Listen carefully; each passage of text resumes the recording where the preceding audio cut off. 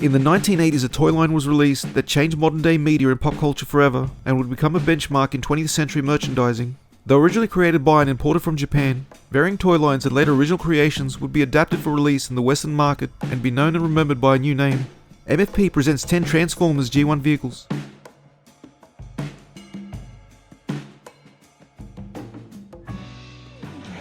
Come on down, Autobot.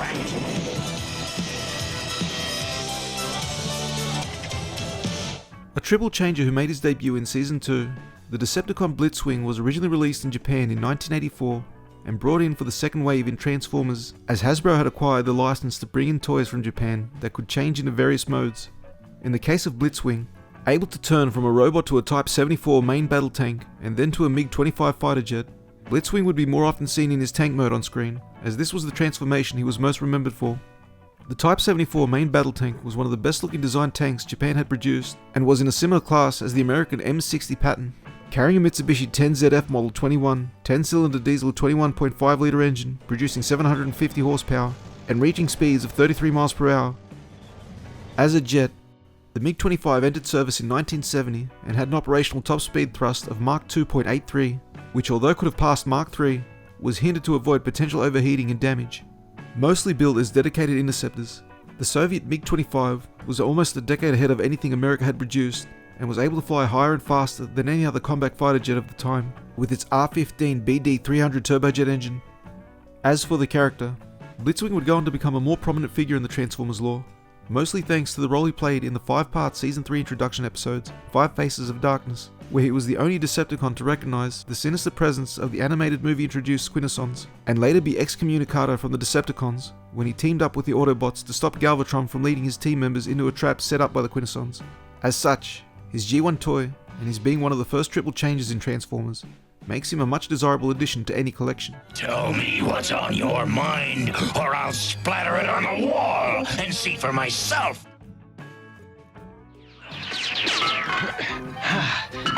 Well, you sure had me execute a fantastic move, Chip. A character who seemed like he should have had a greater presence in the animated series, the police car-based Autobot Prowl was part of the original crew of the Fated Ark, which saw both the Autobots and the invading Decepticons crash land inside her, which left both in a state of suspended animation for 4 million years, before they were all revitalized by the Autobot computer Teletrain 1, who gave the Transformers inside Earth-based forms to feed into their idea of disguise.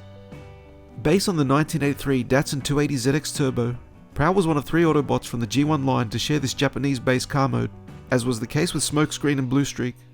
A sporty Japanese car for its time, the inline-6 2.8 litre turbo engine produced 180 horsepower and 130 miles per hour, 210 km per hour top speed. Considered the Corvette of Japan, the Datsun 280ZX Turbo was seen as something of an affordable sports car that was more obtainable for the average car buyer. Indeed, the sporty, more compact car was part of the new push in the 80s to introduce smaller engine-based vehicles that could perform well enough for the US roads without leading to too much fuel consumption, something that Asia and Europe was already focusing on years before in their market.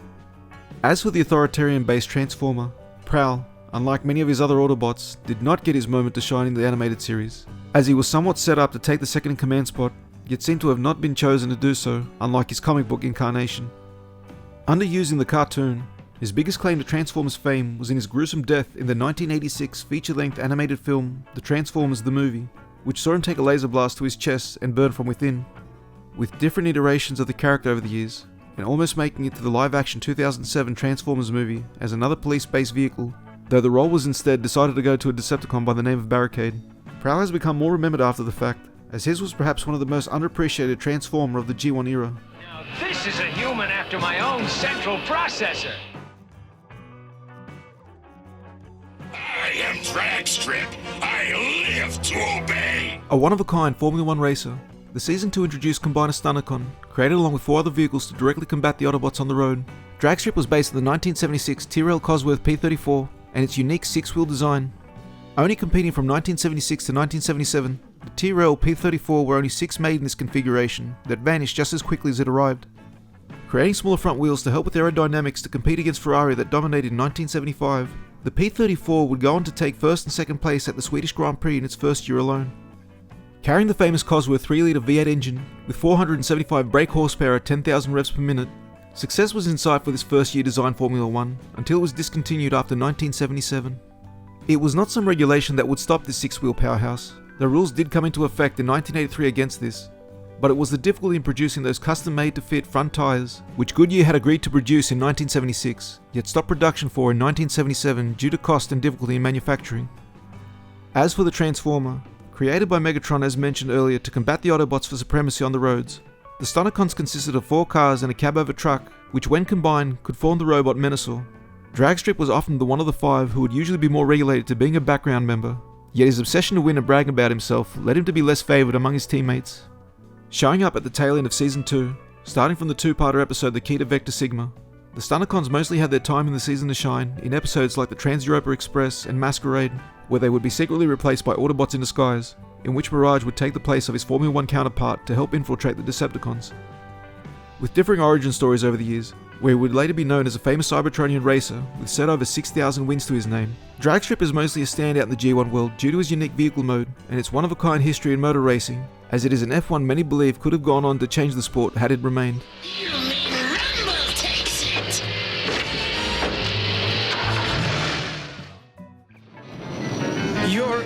You're flying! By way of introduction, my name's Tracks. Being an almost triple changer, yet not officially on the books, the blue 1982 Corvette C3 Stingray Autobot was able to go from road-based car to flying one with wings.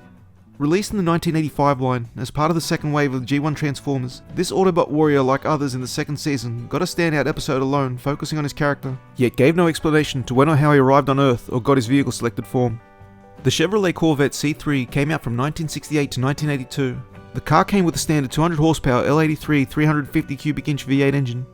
Being one of the faster American-produced muscle cars at that time due to emission restrictions, the C3 was able to do the quarter mile in 15.9 seconds and a top speed of 132 miles per hour or 213 kilometers per hour.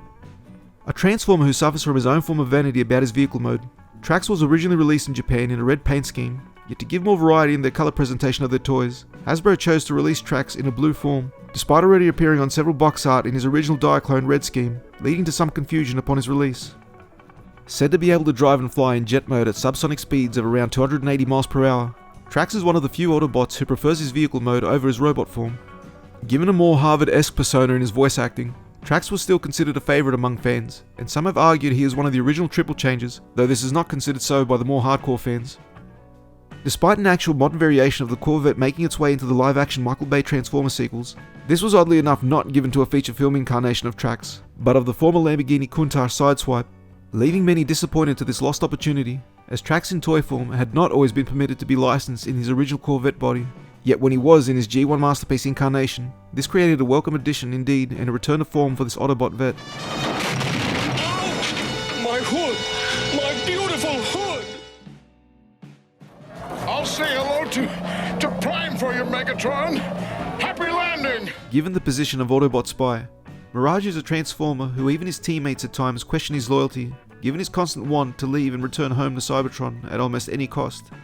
Based on the 1979 Formula 1 Ligier JS11 number 26 driven by Jacques Lafitte, Mirage stood out with his blue and white paint scheme among his fellow Autobots, adding to his loner-type persona. Changing his original sponsorship logo from French cigarette company Giantes to Ciantes when first created in Japan to avoid affiliation with the product, the toy and character would be part of the original wave and within the first published comics of the series and pilot of the cartoon.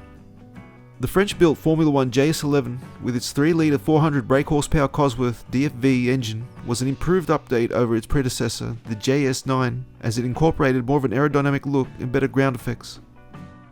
With its debut in 1979 in 29 races and taking 5 wins and 6 poles, the JS11 may not have been a head-turner, but was on its way to meeting potential had it not been for issues in its suspension due to downforce problems in its design before it was eventually replaced by the JS17 in 1981. Voiced by the legendary Frank Welker, who is perhaps considered one of the greatest voice actors to have ever been in the industry, with almost 900 credits to his name, voicing other 80s characters such as Megatron, Soundwave, Dr. Claw and Slimer, to name a small few. Mirage was more prominently present in early parts of the show, but soon vanished and was made more of a background character as time went on. Having the unique distinction of being able to turn invisible, Mirage lived up to his spy position and showed to be a standout among his fellow Autobots in the more than meets the eye 3-part introduction episodes to the franchise, being responsible for single-handedly sabotaging the Decepticons' flight back to Cybertron. Originally storyboarded to be seen in the 1986 movie, in a scene which would have shown him killed by Megatron himself, Mirage was discontinued from the show entirely afterwards, now only making appearances in follow-up comic books and other incarnations of his character in later spin-offs in different forms, yet was one of only 2 Transformers in G1 to take on the Formula 1 racing body. I didn't feel a thing. Then let's try again.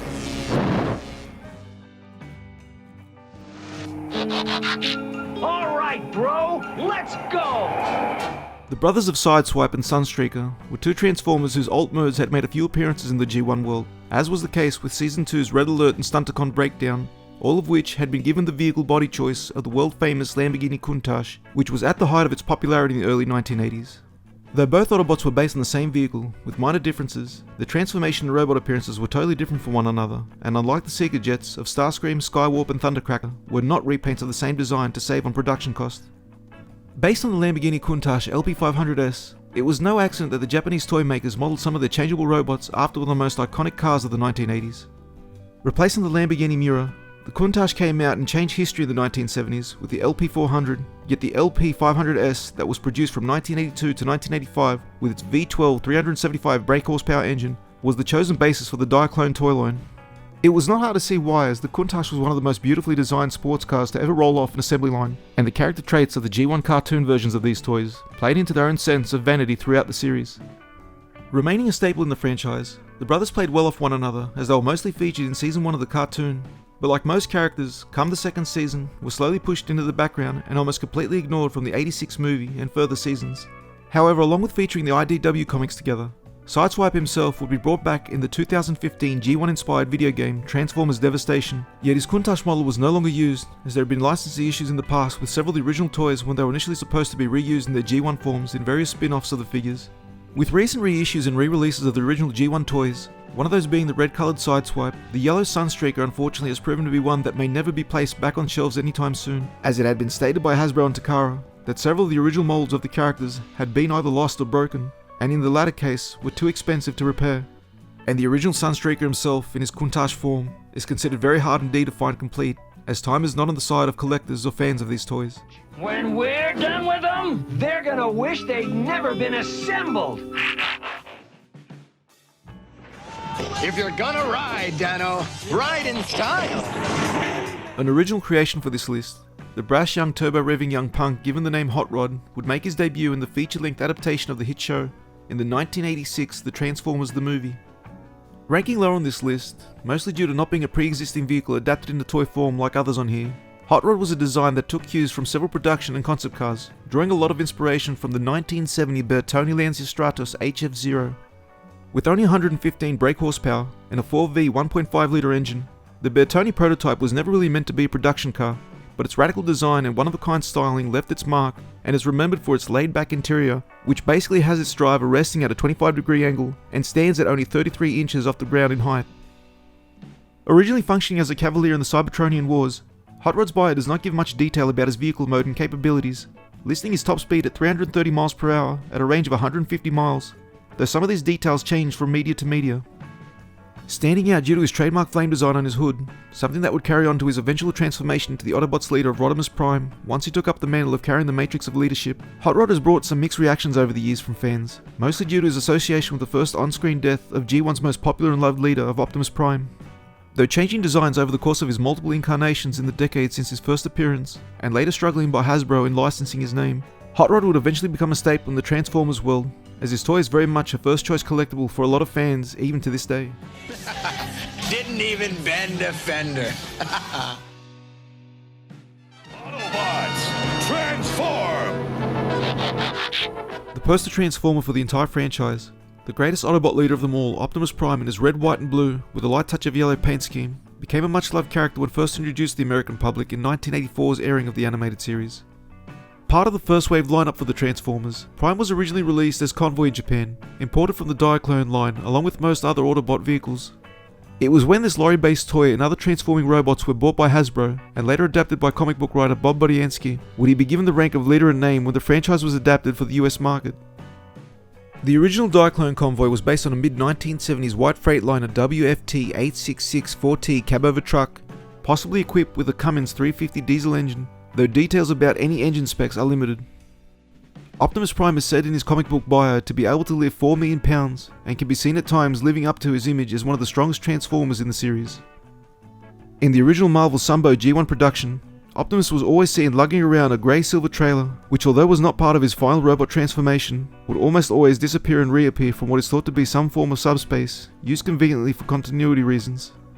The most courageous of all Autobots, and one of the more war-hardened, Optimus' greatest weakness is his compassion for life and his honor-bound persona, which shone through thanks to the talent of veteran voice actor Peter Cullen, who modelled Prime partly after movie star John Wayne, but mostly inspired by his brother Larry, who had been a Marine captain in Vietnam, who advised Peter on how to approach the role, which he has now voiced for over 35 years and counting, bringing to life this inspirational character, who many grew up admiring since he first rolled onto our screens all those years ago. Transform and roll out!